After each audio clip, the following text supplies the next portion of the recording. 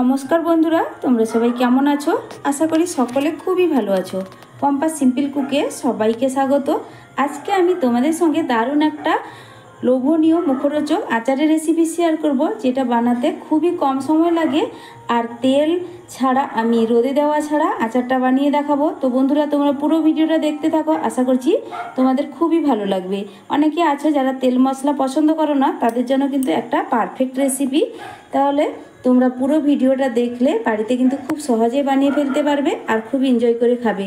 আমরা আচার কিন্তু প্রত্যেকেই ভীষণই ভালোবাসি, আর এই আচারটা কিন্তু একদম সহজ, দারুণ একটা আচার। তাহলে চলো বন্ধুরা শুরু করি। তো বন্ধুরা, এই আচারটা বানানোর জন্য প্রথমে আমি নিয়েছি 1 কিলো কাঁচা আম। তো আমটাকে কিন্তু এখানে ভালো করে ধুয়ে নিয়েছি, আর ধুয়ে পরিষ্কার করে নেওয়ার পর একটা বাটির মধ্যে এইভাবে নিয়ে নিয়েছি। আর তারপরে আমি এখানে আর একটা বড় বাটি নিয়ে নিলাম, আর এই বাটির মধ্যে দিয়ে দিব কিছুটা পরিমাণ জল।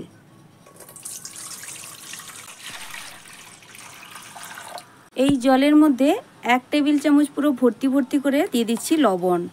লবণটা দেওয়ার পর ভালো করে জলের সঙ্গে আমি মিশিয়ে নেব। এবার লবণ জলটাকে এক সাইডে সরিয়ে রেখে আমি আমগুলোর খোসা ছাড়িয়ে নেব। তার জন্য নিয়েছি এখানে একটা বটি দিয়ে আমের খোসাটা এখানে ছাড়িয়ে নেব। তবে তোমরা চাইলে ছুরি দিয়েও খোসাটা ছাড়িয়ে নিতে পারো, যার যেমন সুবিধা হবে ঠিক সেইভাবে আমের খোসাটা ছাড়িয়ে নিতে হবে। এবার আমের মাথার অংশটা এইভাবে কেটে আমি বাদ দিয়ে দিচ্ছি, তারপরে আমের খোসাটা খুব সুন্দর করেই ছাড়িয়ে নেব।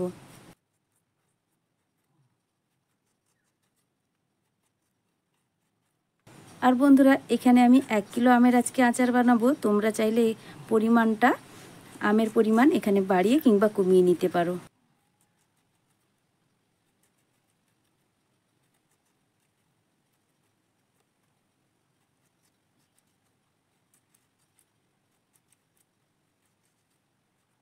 দেখো বন্ধুরা, একটা আমের খোসা খুব সুন্দর করে কিন্তু আমি এইভাবে ছাড়িয়ে নিয়েছি।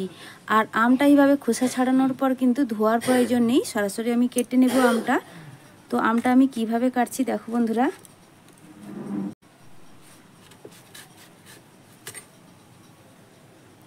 মাঝখানের আঁটি অংশটা এইভাবে বাদ দিয়ে দেব। তো আঁটিটা বের করে দেওয়ার পরে যে একটা পাতলা খোসার মতো থাকে, সেটাকেও কিন্তু ভালো করে বের করে দিতে হবে। তো পরিষ্কার করে দিলাম। পরিষ্কার করে দেওয়ার পরে আমটা কিভাবে কেটে নিচ্ছি দেখো।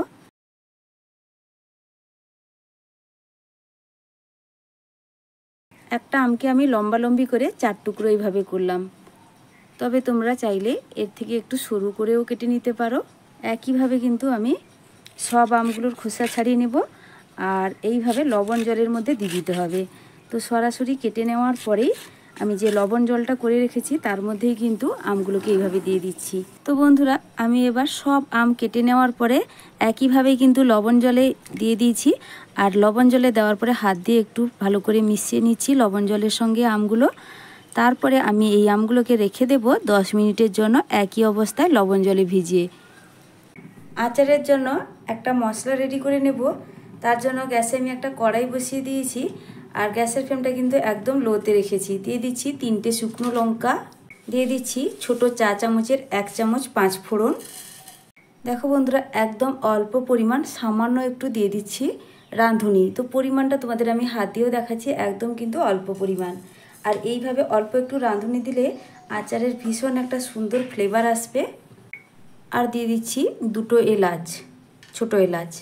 এবার এইসব মশলাগুলোকে গ্যাসের ফ্লেম লোতে রেখে আমি একটু নাড়াচাড়া করে ভেজে নেব। আর এটা খুব সুন্দর করেই ভাজতে হবে। এগুলোকে নাড়াচাড়া করে হালকা একটু ভেজে নেব। আর এটা থেকে সুন্দর একটা গন্ধ বেরোনো পর্যন্ত আমি অপেক্ষা করব। যখন মশলা থেকে সুন্দর একটা গন্ধ বেরোবে, তখন কিন্তু আমি এখানে গ্যাসের ফ্লেমটা অফ করে দেব। আর এইভাবে সহজ সহজ রেসিপি পাওয়ার জন্য আমার চ্যানেলটিকে সাবস্ক্রাইব করে পাশে থাকা বেল আইকনটা প্রেস করে রাখবে। যখনই আমি নিত্য নতুন ভিডিও আপলোড করব, নোটিফিকেশান তোমাদের কাছে পৌঁছে যাবে। আর আমার পুরনো বন্ধুদেরকে আমি অসংখ্য অসংখ্য ধন্যবাদ জানাই, যারা আমাকে অনেকটাই ভালোবাসা দেয়। আচার তো কম বেশি আমরা প্রত্যেকেই পছন্দ করি। ভাতের সঙ্গে খুবই ভালো লাগে, যে কোনো নিরামিষের দিনে হোক কিংবা মাছ মাংস যে কোনো কিছুতেই আমরা যখন শেষ পাতে আচার খাই, আমাদের আচার কিন্তু খেতে খুবই ভালো লাগে। তো তোমরা এইভাবে আচার বানিয়ে রাখলে খুবই ভালো লাগবে খেতে বন্ধুরা।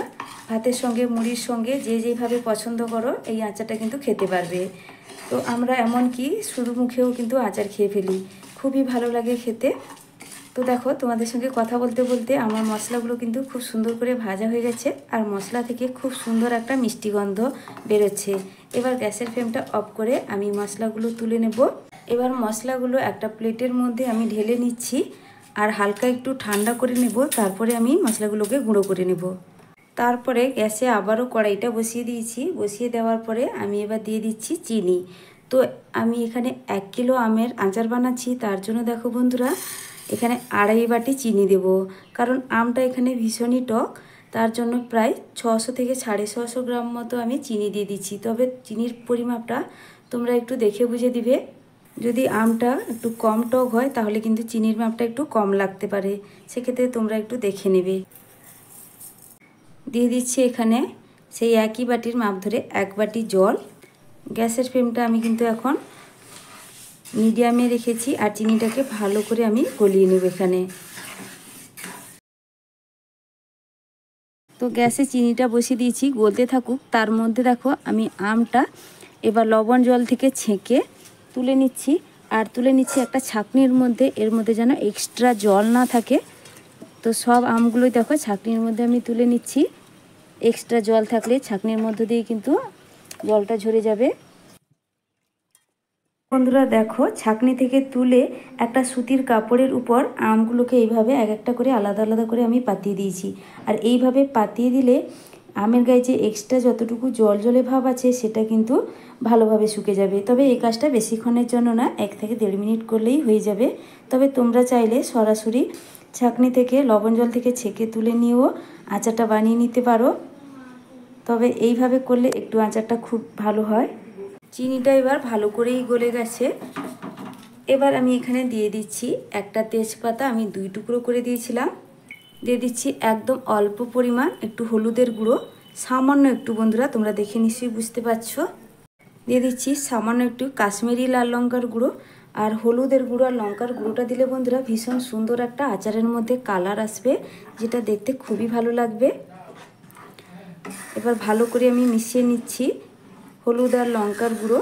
তবে পরিমাণটা কিন্তু খুবই কম দিচ্ছি। আর এখানে ঝাল লঙ্কার গুঁড়ো ব্যবহার করলাম না, কাশ্মীরি লঙ্কার গুঁড়োই ব্যবহার করছি। কারণ আমি শুকনো লঙ্কা ভেজে রেখেছি, তো সেটা এখানে ব্যবহার করব ঝালের জন্য। যেহেতু এখানে চিনি যে শিরাটা আমি রেডি করলাম এটা খুবই মোটা ঘন, তো জমে যেতে পারে, তার কারণেই আমি এখানে সামান্য একটু লেবুর রস ব্যবহার করব। তো অল্প একটু লেবুর রস আমি দিয়ে দিলাম এর মধ্যে। চিনি শিরাটা দেখো খুব সুন্দর করেই রেডি হয়ে গেছে, আর ভালোভাবেই ফুটিয়ে নিয়েছি। দেখে নিশ্চয়ই বুঝতে পারছো, ঠিক এইভাবে ফুটিয়ে নেওয়ার পরে আমি এবার আমটাকে তুলে নিয়ে এসেছি। আমগুলোকে এবার এর মধ্যে দিয়ে দেবো চিনি শিরার মধ্যে। আর দেওয়ার পরে ভালো করে আমি এই চিনি শিরার সঙ্গে আমটাকে মিশিয়ে নেব।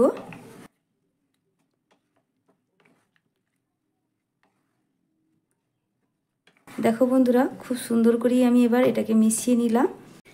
এবার দিয়ে দিচ্ছি সামান্য একটু লবণ। লবণটা একটু দেখে বুঝে দিতে হবে, কারণ লবণ জলের মধ্যে আমটা কিছুক্ষণ ভেজানো ছিল। তো এখানে সামান্য একটু আমি লবণ দিয়ে দিলাম। এবার দেখো চিনি শিরার সঙ্গে আমটা কিন্তু ফুটতে শুরু করেছে। এবার গ্যাসের ফ্লেমটা এখানে আমি মিডিয়ামে করে দেব। মিডিয়ামে করে দিয়ে ঢাকা চাপা দিয়ে হতে দেব 10 মিনিট। তো 10 মিনিটের পরেই আমি ঢাকাটা খুলবো, তার আগে কিন্তু আমি এখানে আর ঢাকা খুলবো না। এইভাবে হতে দিচ্ছি 10 মিনিট। আমটা সেদ্ধ হতে থাক চিনি শিরার মধ্যে, ততক্ষণে আমি এখানে মশলাটা রেডি করে নিই। তো যেই মশলাটা আমি ভেজে রেখেছিলাম সেটা কিন্তু এখন ঠান্ডা হয়ে গেছে। এবার শিলের মধ্যে দিয়ে এগুলোকে আমি একটু গুঁড়ো করে নেব। তবে একদম মিহি করে গুঁড়ো করব না, একটু দানা দানা ভাব থাকবে, ঠিক সেইভাবে কিন্তু গুঁড়ো করে নিতে হবে।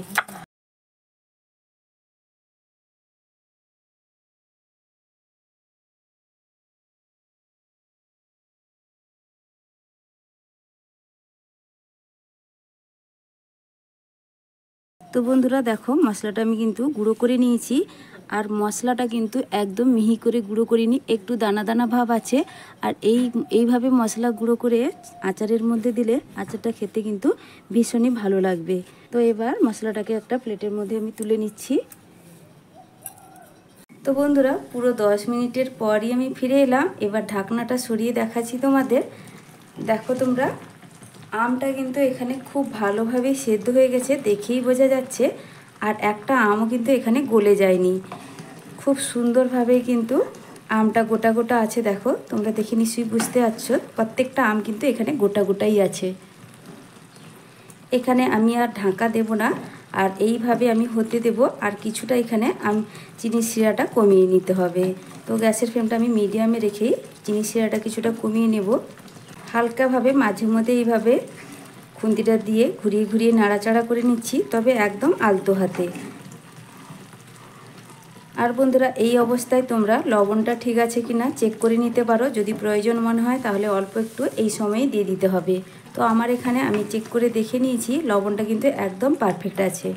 দেখো বন্ধুরা, এখানে কিন্তু চিনির শিরাটা অনেকটাই কমে গেছে, আর আমগুলো কিন্তু এখনও পর্যন্ত একটাও ভেঙে যায়নি। আর দেখে মনে হচ্ছে যেন আমগুলো তেল থেকে ছাঁকা হয়েছে, কতটা সুন্দর হয়েছে দেখতে। এবার আমি যে মশলাটা রেডি করেছিলাম, মশলাটা এর মধ্যে দিয়ে দিব।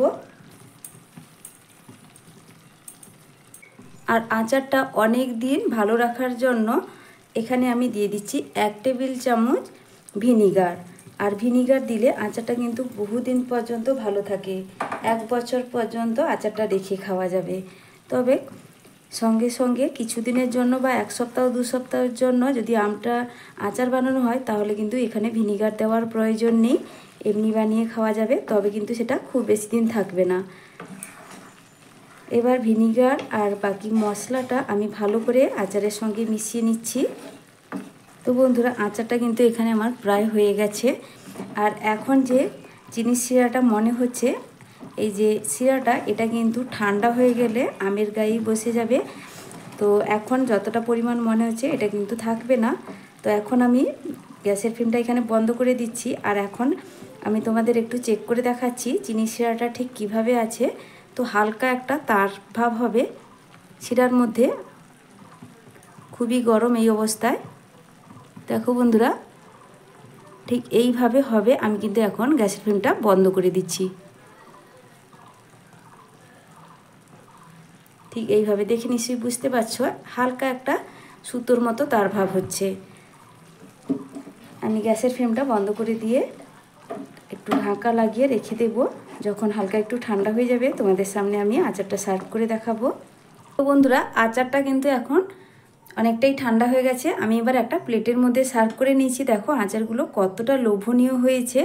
আর কালারটা দেখো, ঠান্ডা হওয়ার সঙ্গে সঙ্গে আচারের কালারটা কিন্তু চেঞ্জ হয়ে গেছে, ভীষণই ভালো লাগছে দেখো আচারটা দেখতে।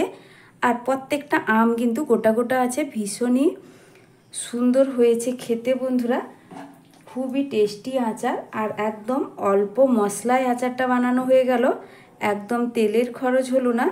সত্যি কথা বলতে, অনেকে আছে যারা তেল মশলা একদমই পছন্দ করে না, তাদের জন্য একদম পারফেক্ট একটা আচার।